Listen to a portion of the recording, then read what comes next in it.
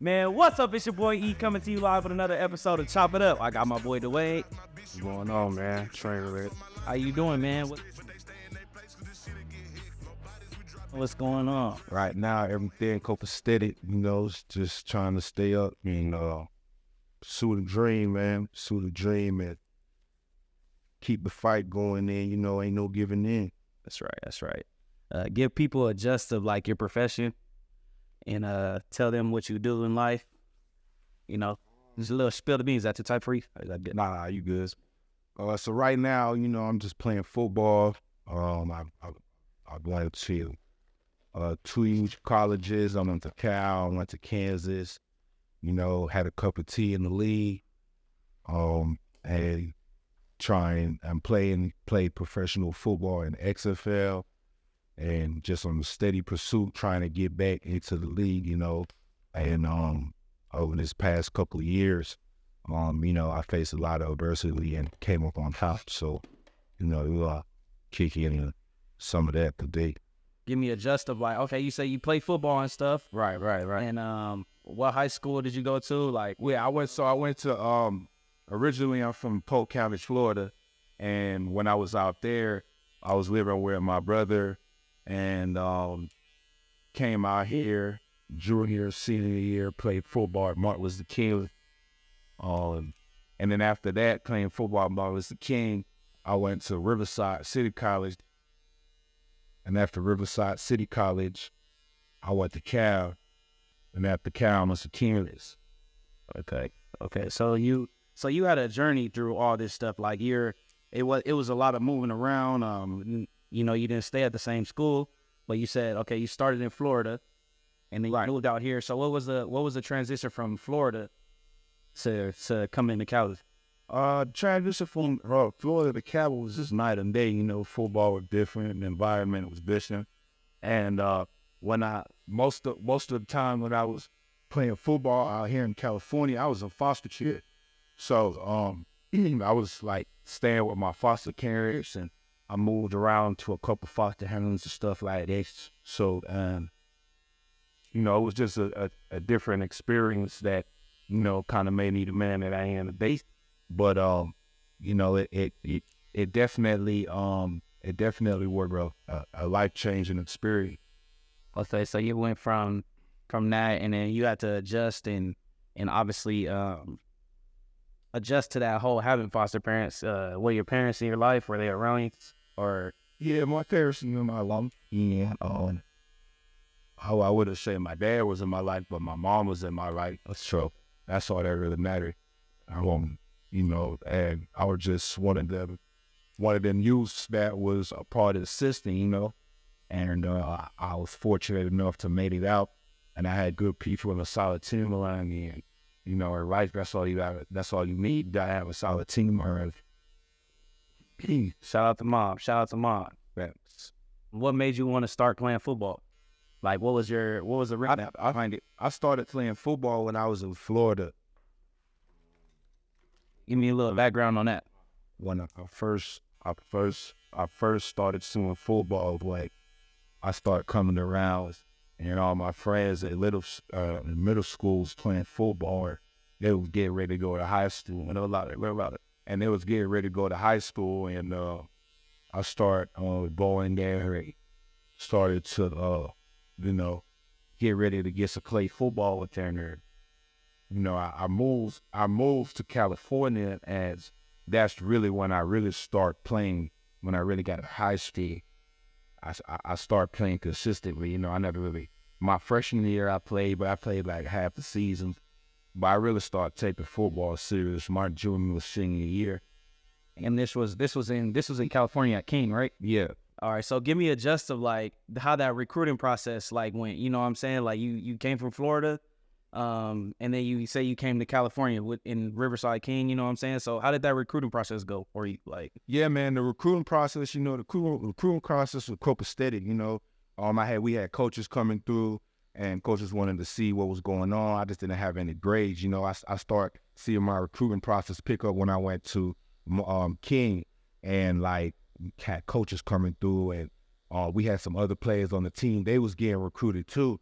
So the recruiting process, it was like a bittersweet story, you know, like I had coaches coming in wanting to give me offers, but I couldn't really go because, you know, my grades wasn't situated, you know, and at the time, you know, I was handling and dealing with a lot, but I never made any excuses because I know that, all right, I can't go right now, but I had a plan in mind that I was going to use to eventually get to where I wanted to be, because I knew that, okay, damn, right now I don't got no grades, you know, I can't go to a 4-year out of high school. And I literally went from, okay, I'm seeing 4-year D1 colleges to now I'm seeing JUCOs, like, you know what I'm saying? Like, right, how you go from, So that it gave you a from turning factor, right? yeah, so you go from getting pulled out of class to go to 4-year universities to getting pulled out of class to different JUCOs to, you like, man, I don't even want to talk to them no more. Right. Like, you know. So that experience from like you going from JUCOs to everything. So you went from the JUCO to, you say you went to Cal right after, right? Yeah, I mean, so Cal. yeah, so pretty much. So But you got to understand that, you know, your grades and shit was important, because from RCC to Cal is a big jump. You know what I'm saying? So you had to make sure, like, I'm gonna handle my business in, you know, in the books, and then, you know, all this shit gonna fall back in the good, you know, in the long run, right? So yeah, like, so how did that? Tell me, explain it all to me. I want to know it all.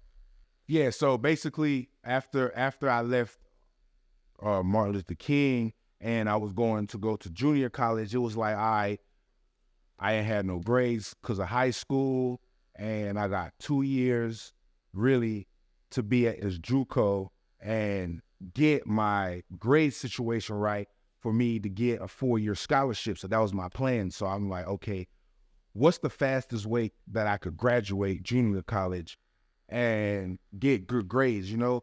And that's what I knew that I had to do. So I had my goals, I had my plan, and now it was about getting the help and attacking it, you know? So when I got on campus, I got with the counselors, I got with the football counselors, I met with the counselors on campus, like, what's everything that I need to do so I can get out in 3 semesters, not even 2 years. I didn't even want to be there for 2 years. I got out in 3 semesters. I left Riverside in December. Right.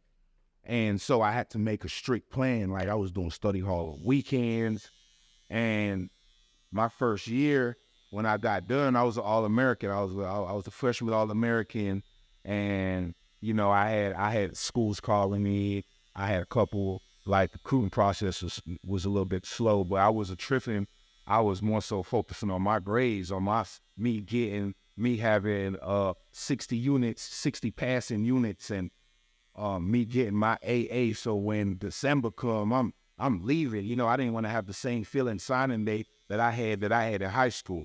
Right. You know what I'm saying? So signing day came around. I wanted to be at that table. You know what I'm saying? I wanted to be at that table. So you, at this point, do you think that was like the biggest turning point of your career, from you jumping from that, you know, that junior college, and then you hitting Cal? And then what was like the difference between the two? Like, was the competition better? I mean, how did all that go?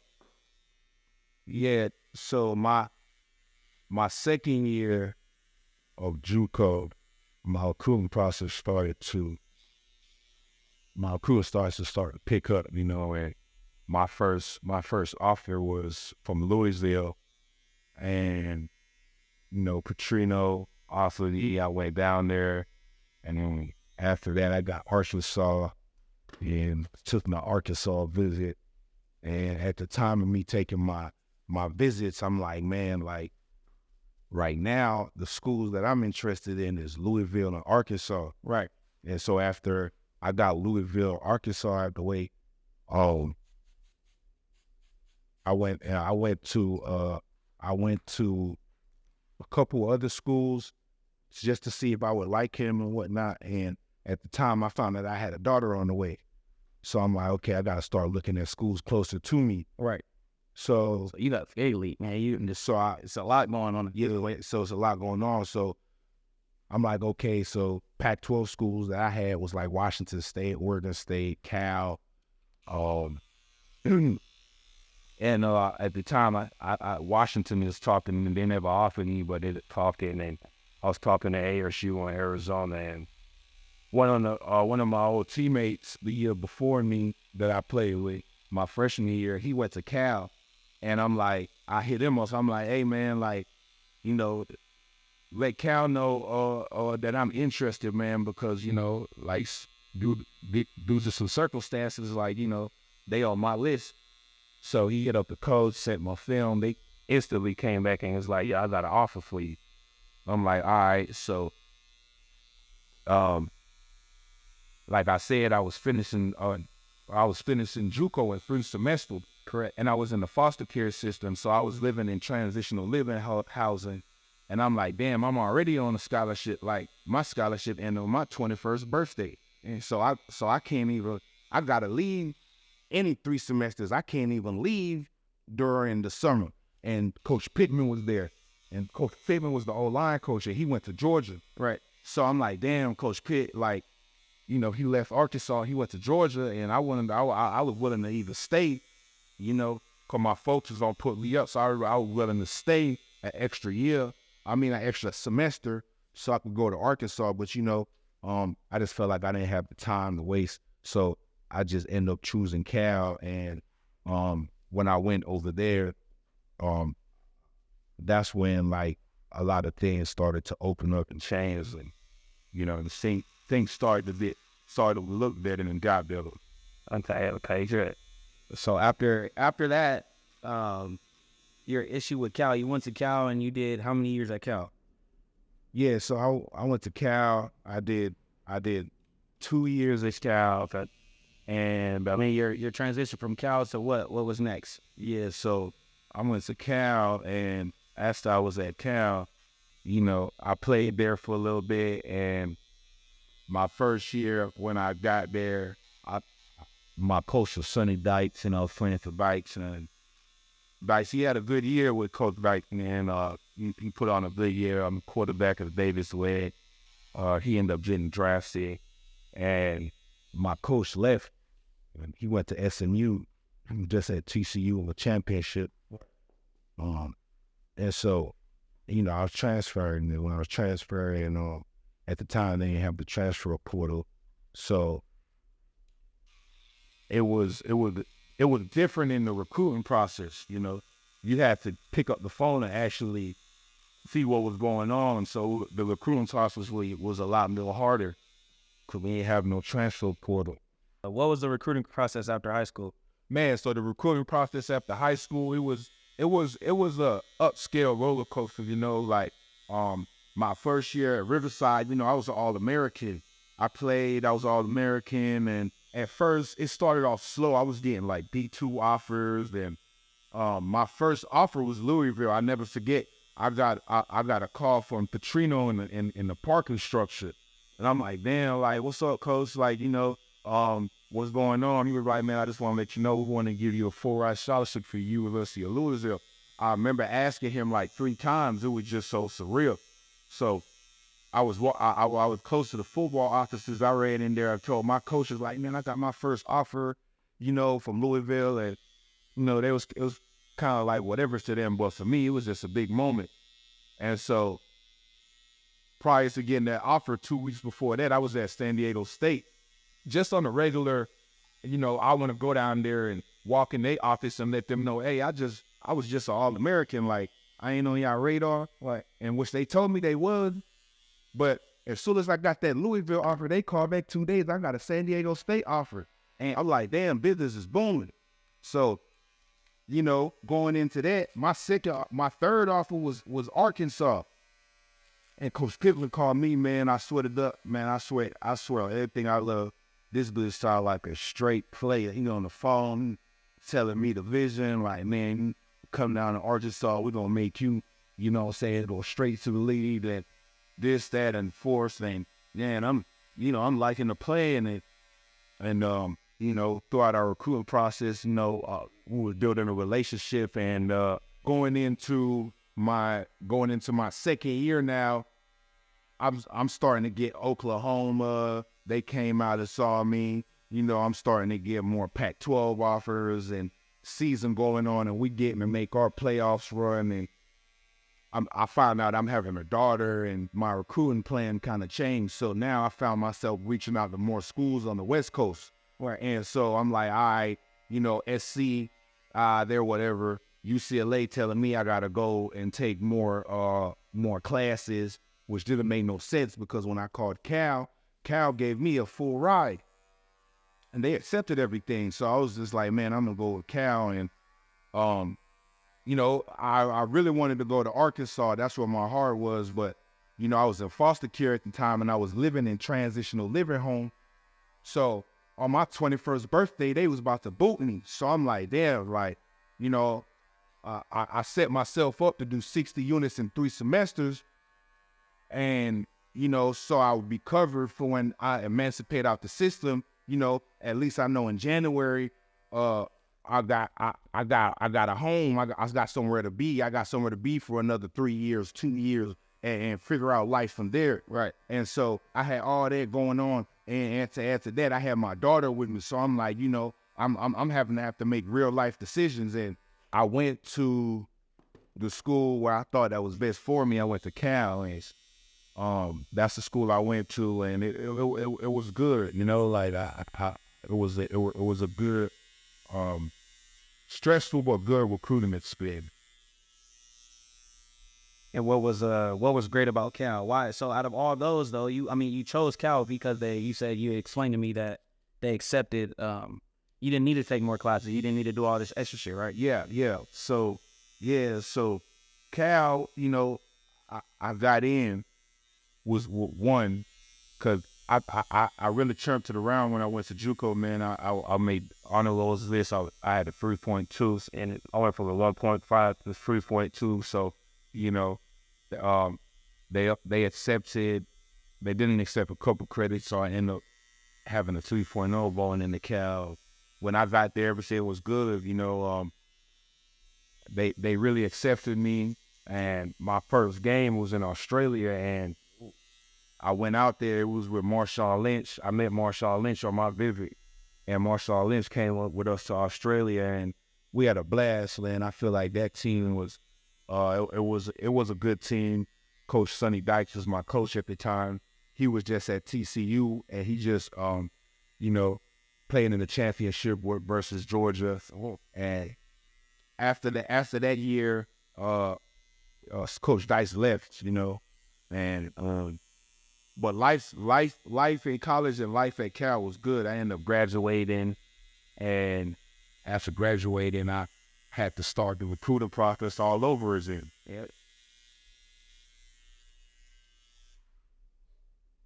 So then after the recruiting process of Cal, what happened with that? Like where does it go after that? Yeah, so the recruiting process after Cal was more so like, all right, first off, my coach left. He went to SMU, right? And I'm at Cal, and they like, okay, all right, bro, like, we had a mutual agreement that we was ready to leave, and they like, okay, look, you got the summer and you got the fall to graduate. That's 18 units that I had to graduate, right, with from Cal Bertha. I'm like, wow, this sounds like a setup, like, y'all setting me up, like, you know what I'm saying? You ain't even giving me a semester on another one. You know what I'm saying? Graduation usually in the summer, right? I want me to graduate in fall, right? So, it's like, again, my back was against the wall. I'm like, damn, like what's the rush? But, it made me get in the grind mode. All right, this is what y'all want to do to me. All right, I'm still going to graduate, I got it together. I got my classes together. And I walked that stage, man. I looked them in their eye and shook every one of them in their, right? I looked them in their eye and shook their hands and walked that stage. I had to look them dead in their face when I did that because they expected me to fail, and that's just constantly it's just constantly putting in work to overcome the circumstances and the situation that I've been through and I was in currently. And so after I walked that stage and I finally graduated and got my degree and my transcripts, recruiting process started to pick up for me again, Right. So after the recruiting process started to pick up for me again, my first school was Tennessee. You know, Tennessee came. They saw me talking to them, and Coach Pruitt and them, they offered me. And then after Tennessee, Ole Miss offered me. I took my visit to Ole Miss. It was good, and I had fun. I had a great time at Ole Miss. You know, my host is Greg Little, Right. and I met Jordan Tomlin. I ended up being teammates with Jordan Tomlin, in the XFL, and after all that being said, I was just going through a lot, man, and Ole Miss didn't work out, so I was like, okay, I'm gonna just go be a Jayhawk, you know. Right. And on my recruiting visit, I'm like, okay, this is the school where I'm gonna go. This is the school that I want to be. And I packed up my bags. You know, I took my foster dad with me. He had a couple of my bags, and we just set up shop. You know, this is what it is. Hey, coach, I'm on my recruiting visit. All my bags is with me. I ain't leave here. And you know, that's how pretty much the second half of my recruiting story had kicked off. Okay, that's dope. And then which led you to all the stuff you're telling me. It kind of led you to the first you are obviously, but I heard that you got a story. You're writing a book. Tell me a little bit about. Yeah. I'm writing a book, and the book's called "Don't Let the System Beat You," and this is basically everything I'm talking about with more details. You know, all of the things I had to overcame in a short amount of time, and hitting them goals and hitting them accomplishments in that short amount of time. And yeah, life's just like a roller coaster, man. But if you have a goal and a plan, you're always gonna come out on top. And so I just want to share my story of the goal and plan that I'm coming out with, and what I had been through, my personal experience, and me keep on falling back in the hole, and me overcoming that, and you know, putting it in a book step by step of what I went through, and step by step what I did, and step by step me completion and accomplishing the goals that I set out for myself, and how I came to my success today, you know. And I feel like it's more important, it's more so for the foster youth, and anybody reading my book can learn something, you know. But it's particularly heading into the crowd of the foster youth, man, because it's no plan for them, and I had to come up with my own plan. And you know, I had God with me. I had a solid group of people with me. I had people in my corner to support me. I had people to talk to when things got hard. I had people to help me out, you know, to keep going. And it's just like, is that the type of environment you create for yourself? Because if you're not, nothing gonna work out. So One serious message in that book that you like would love to address to these kids, you know what I'm saying? yeah, one serious message would be, man, is never give up on your dreams or hope, because everybody gonna always think that they know what's best for you. Right. You know, whether it's you want to go to school to do video, or you want to go do barbering, or you want to, anything you want to do. You don't even want to go to school. You feel like, hey, I could just go to school, learn how to cut and make money like that. Right. Like, do that and do that to your best of your ability, you know. Well, you want to go well, do that and do that to your best of your ability, but at the same time, have a plan, get the plan done, and keep on going forward. And then watch everybody around you change. Watch everybody around you have to eat the words that they say, you know, because like I said, going back to it, everybody always going to have what they want for you. And so if you have something in mind that you want, you got to go out there and get it. You know what I'm saying? You got to go out there and create a plan for it. And you got to go out there and attack that plan, because at the end of the day, you believe in your vision and nobody else do. And hey, it ain't overnight. You know, you're not going to start your vision this year and expect him 2 to 3 years. It's going, you know, it might take 5, it might take more than that. You know what I'm saying? Because the biggest thing is you gotta build your connections along the way. You know, connections don't happen overnight. You know, you gotta give people a reason for them to want to listen to you, for them to want to talk to you, for them to want to even connect with you. You know, that's what connections is all about. What are we connected for? You know, what can I connect to you about later on in the future that we could possibly work together, do business together, or collab on? You know, and that's the basics of what I'm trying to get out there in my book, and tell my story, and you know how I overcame a lot of stuff. And I got 13 chapters on straight success, planning, and, my story. Yeah, my story and how I came up out the situation. That's dope, though. Nah, so for sure, I'm gonna need my copy though. Whenever. Yeah, we gonna have it out, man. It's gonna be on Amazon. It's gonna be electronic book, and I'm trying to get pre-orders out. I'm trying to get pre-orders out for people to go and read, and even if you don't want to read it, man, get the audio version and listen to it in your car. It's gonna be good, motivational, and I'm just trying to reach out to ages 13 to 18 right now, and get the youth, and it also can go to for young adults. It don't matter where you at in your life. I feel like if you don't already got a plan, you better get one and find one soon. Hear that? Great. So, when is this dropping? Do you have a date or anything, or are you not trying to tell no? I'm thinking around April next year. I'm trying to get the promotion going and get people, to start to look into it, and it's gonna be good. I promise it's gonna be worth the wait. We're doing a lot of things to tend into that right now, and I can't wait for it personally. That shit low-key remind me of the Blind Side, bro. But my story different from the Blind Side. Right. My story definitely, I feel like, is unique. Right. And not too many people got my story, and when you read my book, you're gonna be like, wow, it's like this guy's from here, this guy's did this and went through that, and that's why I'm coming out with my book. So when y'all read the book, it's gonna answer a lot of questions. That my next question to you is what is your favorite football moment and why? If you could tell me one, if you don't have, I know that my favorite. And feel like there's something that you like, and I really enjoyed that shit, man. You know what I mean? Man, my favorite football moment was my first football game in college. I was in Australia, and we was playing the University of Hawaii, and it's my first time, playing on TV. It's my first time playing on the big stage, and I get my first start, and I'm getting acclimated to the game, and I get to realize man, this really ain't no different from what I've been doing, right.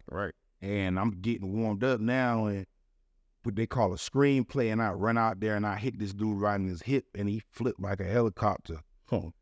And after that play, in my mind, I was like, man, I can't wait to go watch that on film during the game. And I was like, man, that right there, that's what set it off. And we blew them out, man. We beat them by 21, and we won a little trophy. Like I said, we was the first college football team to ever play in Australia, and man, that whole experience, that whole trip, that whole day, it was copacetic, Okay, and then what's your ultimate goal? What is your ending goal for this when it comes to this football? Yeah, so my ending goal is to, obviously, you're persuading your message. My bad, I don't mean to cut you off. You're persuading your message and stuff, but what is your ultimate goal? You trying to tell a story, or you just trying to love the football game, man? Yeah, I mean, the game of football, right, is like a trade, and it's either you gonna have one trade or you gonna have many. And I feel like I got many trades. I'm not just a football player, but my goal for football is to obviously, get to the highest level that I could get before I get to a certain point in life to where I have to stop playing. And I haven't accomplished everything that I need to accomplish yet. So when I do that, then I can start transitioning into my other part of my life that I want to. But for right now, I'm doing both. My off seasons, I'm putting in work. I'm putting in work on the field, and I'm putting in work for setting myself up for after. Saying that sometimes in life you just get sidetracked, and you just gotta focus on the mission and keep doing both. It's just what's required. But the thing is, everybody don't do what's required. There, that's shit. My boy got a lot of knowledge to give, man, to these kids. I love it, man. Is there anybody? So and we're working with the youth and the children, man. Most important. We're working with the youth and the children because at the end of the day, when it's all said and done, the youth and the children, they really innocent, and it's our job to really get them back on track. And I know that nobody helped me get on track until I wanted to help myself get on track. That's the most important. One of the most important part that I left out when you said that if there's one thing that you could take away, man, there's a lot of things that you could take away, but I want that to stick with you. You know, you got to want to help yourself or others want to help them. Because when I was on my drive, they like, man, we like his drive, man. We like his story. We like how he coming up. Like, right, all right, loud, now let's help. Like, everybody will want to help you if you got help for yourself, you know? And that's a very important thing to know. You know, that's a life lesson. That's a real life lesson. So if you showing consistency in whatever you're doing, you're going to get help. People are going to want to help you, you know? All right, but nobody will want to help anybody if you're inconsistent. So it's just like, I just feel like my consistency is immaculate, and my drive is just it's just untouchable, man. And, Right. I just feel like leading up to everything that I came to today, it's just been a real life journey, and it ain't even halfway done yet. I'm far out from where I need to be, and you just got to keep your circle tight, and you just got to keep the people around you and on your team solid, you know? It's just like a real life team, man. Like I just compare sports to real life. Like, everybody ain't gonna be on your team. People get traded. That's okay. Business ain't value no more. You know, business ain't valuable no more. You got to get traded. Life got to go on, or you just retired. You know, that's just what it is. You got some people on your team that you just can't get along with, or that's just really just holding you back. You detrimental to the team. You got to go. I'm really detrimental to the team right now. You got to go. Like, real talk. And I just know the circle of people that I've been around, if they still on my team, and which most of them is, you know, they all doing good, man. They all got their own businesses going. They all in their own endeavors. They all, you know, doing the right things, you know. There's just this whole podcast setup, you know, my boy, you know, he doing his real estate. My boy, even doing this podcast, he trying to up on the come up. Them the type of people that you want around you, them type of people that you need, them type of people that you gonna evolve with, you know. And if you ain't doing that, and if you don't got that type of crowd around you, you always gonna stay stuck, you know what I'm saying? And you always hear the old folks talk about, oh, watch your crowd of friends, watch your crowd of friends. But when you really sit back and evaluate it, it's truth, it's the fact. Sometimes you gotta leave some people in the dust and go on with your life, you know what I'm saying? So whatever craft, whatever tool you doing, make sure that's the type of people you around. And if you ain't around somebody that's in your career field, make sure that they got a career field that they pursuing. That means y'all both, you know what I'm saying, on the same mission, different tasks. You know what I'm saying? Same mission, different tasks. Oh, wait, that nigga good. Nah, but is there anybody you want to give a shout out to?